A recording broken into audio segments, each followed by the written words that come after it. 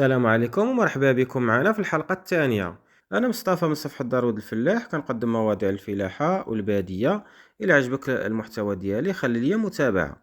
ثالث خطوة معنا في الدليل هي الخلطات والبرنامج الغذائي اللي غيمتد على مدة 90 يوم، مقسمة لثلاثة ديال المراحل الأساسية، وكل مرحلة عندها خلطة علف خاصة بها.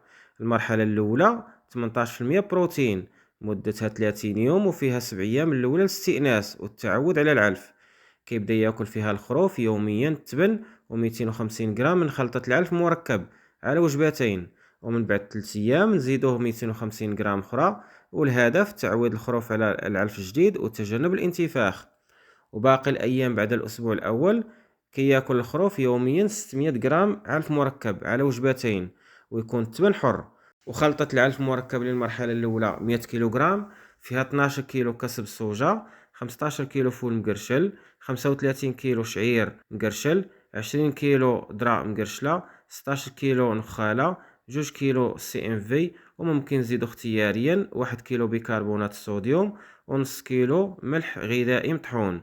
وخاصك تكون ديما موفر التبن او الفص الكارمة، الماء النقي، وحجرة ديال الاملاح المعدنية.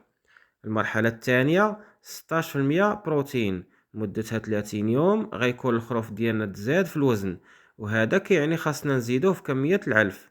وغياكل في هذه المرحلة يوميا 850 غرام من العلف المركب على وجبتين أو ثلاث، والتبن يكون حر. وخلطة العلف المركب للمرحلة الثانية 100 كيلوغرام، فيها 8 كيلو كسب الصوجة، 19 كيلو فول مقرشل، 26 كيلو ذرة مقرشلة، 34 كيلو شعير مقرشل، 11 كيلو نخالة، 2 كيلو سي ام في، وممكن نزيدو اختياريا 1 كيلو بيكربونات الصوديوم، ونص كيلو ملح غذائي. وخاصك تكون ديما موفر التبن او الفص الكارمة، الماء النقي، حجرة ديال الاملاح المعدنية.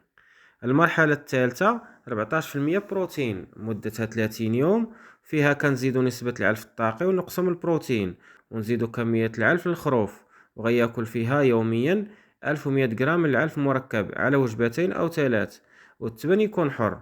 وخلطة العلف المركب للمرحلة الثالثة 100 كيلو، فيها 1 كيلو كسب الصوجة، 31 كيلو ذرة مقرشلة، 31 كيلو شعير مقرشل، 10 كيلو نخالة، 25 كيلو فول، 2 كيلو سي ام في، وممكن نزيدو اختياريا 1 كيلو بيكربونات الصوديوم، ونص كيلو ملح غذائي مطحون. ودائما خاصك توفر التبن او الفص الكارمة، الماء النقي، وحجرة ديال الاملاح المعدنية.